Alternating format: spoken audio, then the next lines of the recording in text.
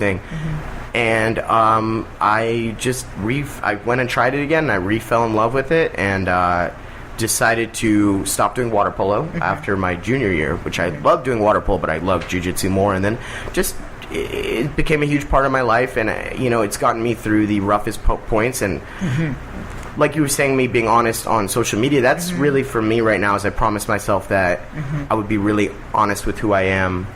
In the last year and a half, I've done that. I've tried to, in interviews and whatever it is, be who I am, because I've definitely, you can be very cookie cuttery and in interviews sometimes, and you look back at it and you're like, that's not really me, So I am real. Do I hold back on certain things? Yeah, because we got to hold back on certain things slightly. But I started talking a lot about anxiety and depression, and it was overwhelming in a good way, the audience that it reached. And I started getting these private messages on Instagram, on Twitter, about how it really helped someone through their day or whatnot. So I decided, you know what? Why not always just be honest about it? Because it's not about what you're... a lot of people have... let me reword this.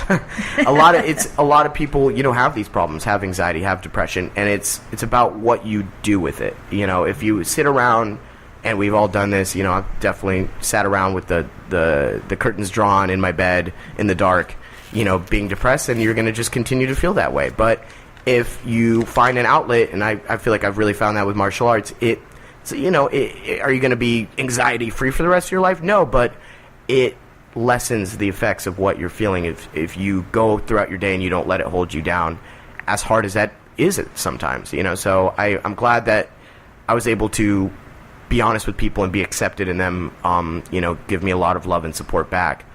But I never was ever looking for any sympathy with it. We all have our problems. It's about how you deal with it.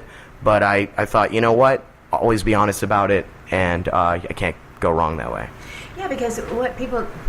actors, we're the worst because we have tells. Yeah. It's like when you go in and you read. You think that you're all covered up. You can, as me, put on makeup, you can look hot, blah, blah, blah. But, people know who you are. They know what you're feeling. They know your insecurities. They know if you're nervous. They know immediately.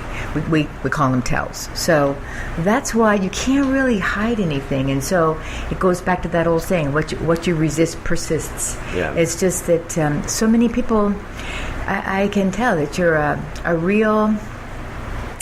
you're just looking for the truth. I don't know if we ever find it, but I know a lot of people that have gotten success, in their teens or through life, and there's many different ways that you can go. There's many different ways you can go when you get success in your 20s and 30s. It doesn't really matter. But I would think that the martial arts would probably give you a lot of discipline, mental discipline too, right? Yeah, I liken it to the fact that overcoming physical adversity. Yeah. With those two martial arts especially, they're very hard on the body.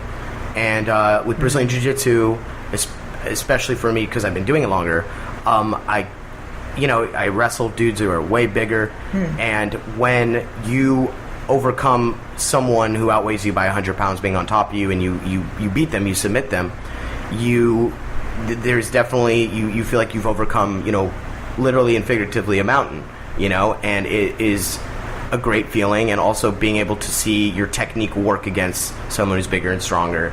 And I feel as an actor, having martial arts, it's like that tangible thing that you have in your life where you work at it, you get better, and that's just a fact. And we're acting we can get better, but it doesn't mean that we're going to work more. No, but it helps, but well, they always say, you have to fall in love with the craft. Yeah. And probably when we get depressed, or there's a lot of comparison involved. Yeah. Right? It's like, oh, this person's doing this, or this person's doing that. Well, people are always talking about stuff, and they're comparing you to years ago, or like they'll come up with. This is really funny. When I was doing my research on you, and there you are in the back seat of Jerry Maguire saying that headline, did you know a human head wears 8 pounds? I'm like, I thought it was lip synced at first, and I said, Ted, do they lip sync that? Because in the movie Circus Kane, Tim Abel, who plays the circuit master, he actually has, and it gets a huge laugh in the movie. I probably ruined it now, haven't I? No, you're by saying that fine. joke. It's, there's like, a lot of other good parts. Yeah, and he says, the human head weighs 8 pounds, and the audience at the screaming broke out laughing. I thought it was just because of that line. Also, you're really. Have you worked on improv?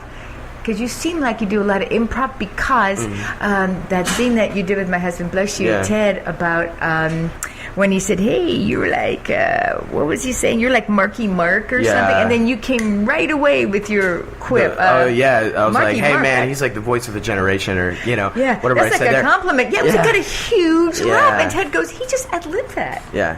Yeah. I mean, it's especially with someone like Ted, who's very, very free.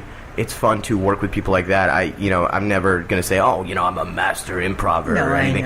But I love to do it. It's fun. I haven't trained technically in improv. I've done a lot of sketch. I've done a lot of scene work. But I find myself learning a lot about it by just doing it when I'm working and having fun with it. And some sets and some scripts you're more free to do that. This was one of them, and sometimes you're not. But when you have the opportunity, if it adds to the scene, why not? Who's the guy that did not at UCB, but he has an offshoot of UCB. He's a director, and he directed. Here we go. That movie about the stock market came out last year, and I think it won an Academy Award. Yeah, it did. Anyway, The Big Short, or whatever. Thank you. Yeah. The Big Short. He wants everyone who auditions for him to have a background in improv. And it's just become, so popular now. And I was thinking, And then on this show that I'm on, one of the actors, it was a big on UCB. And I got started in that. And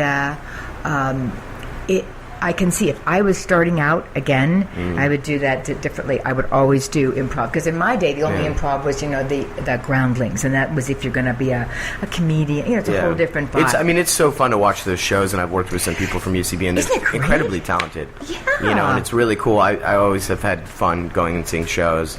Aren't they great? And they're like $5. And they're totally unscripted. The one I saw was my Fucked Up Family.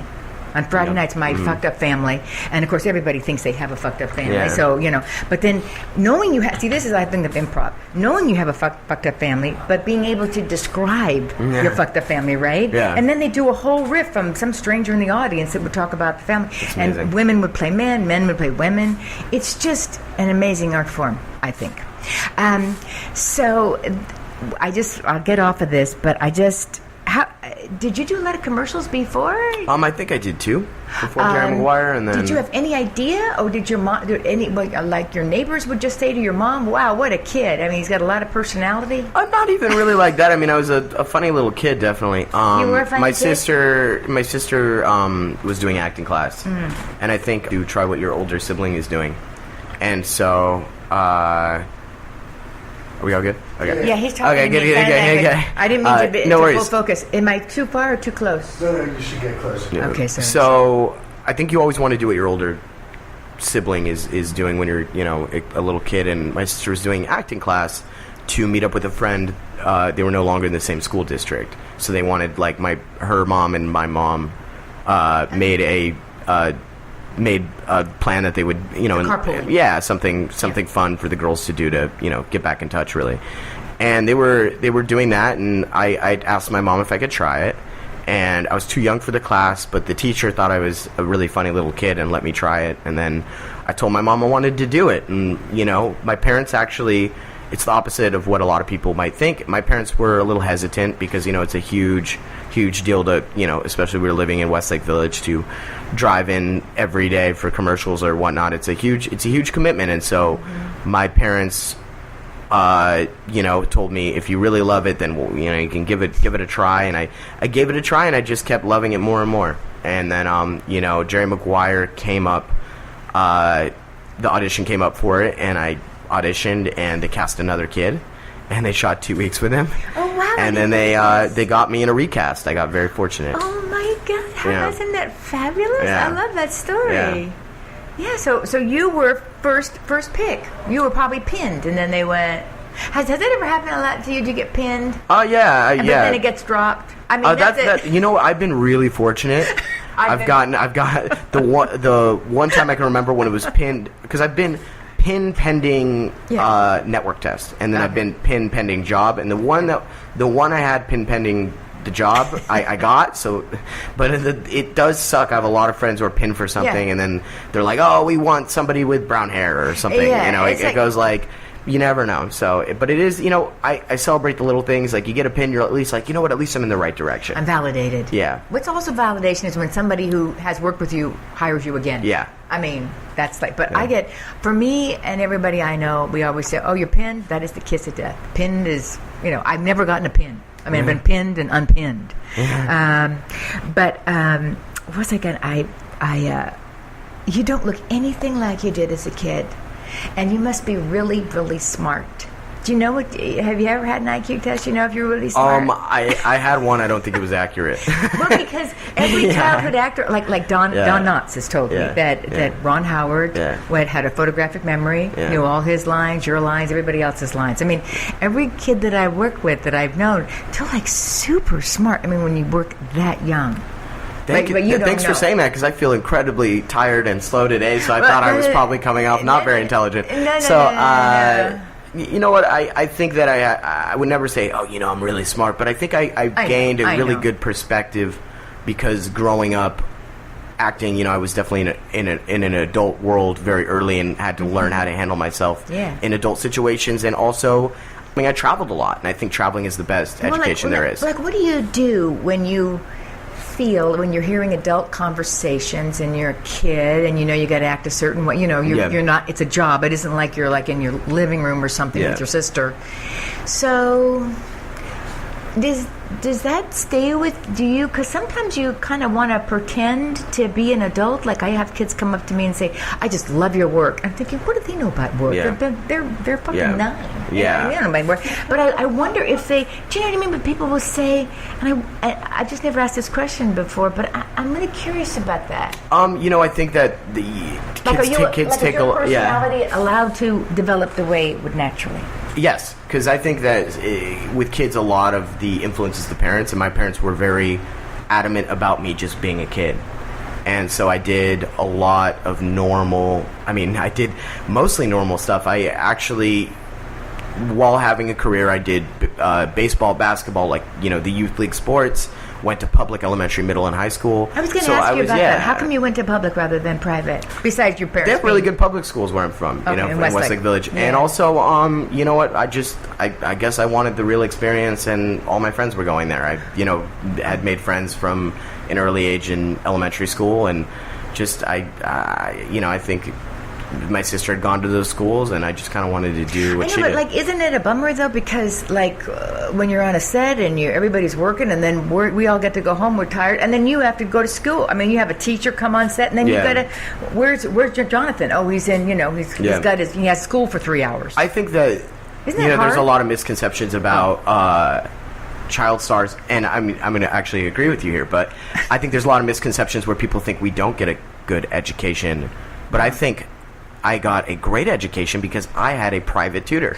Exactly. And I think being also able to handle priorities such as work and school at the same time, you learn a lot from that. And being able to leave in the middle of a math test, go do a scene, come back and finish your math test, I think that's actually really valuable, and you grow in a certain way from that, and learning how to focus on different aspects of your life all at once. Exactly. And so I think, you know, you always hear, do you think you got a good education? Or that's a question I get a lot. And I think I got a great education because there were certain things like math, which I was not very good at. So I would take more time on that, and then I would breeze through English and breeze through history and be really, you know, quick with the things I you know, was better at. I think they asked that question because of Michael Jackson. You're probably too young to realize, but do you remember when he was in Life magazine or something, and they would publish letters of him when he was 13, you know, and he didn't spell right. You know what I mean? And he would, you know, he still expressed himself beautifully, but it wasn't. And so I think that's what they. Depends. I mean, a lot depends on parents. A lot depends on parents. I think all of it depends on parents. I want to know, did your older sister she keep acting?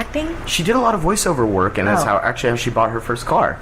Oh, and wow. You know, and she continued to do that till she was about, I think, 12 or 13, and then that wasn't her thing, and now she's in corporate PR. Oh, So yeah. good, because I was wondering if she hated you or... No, not at all.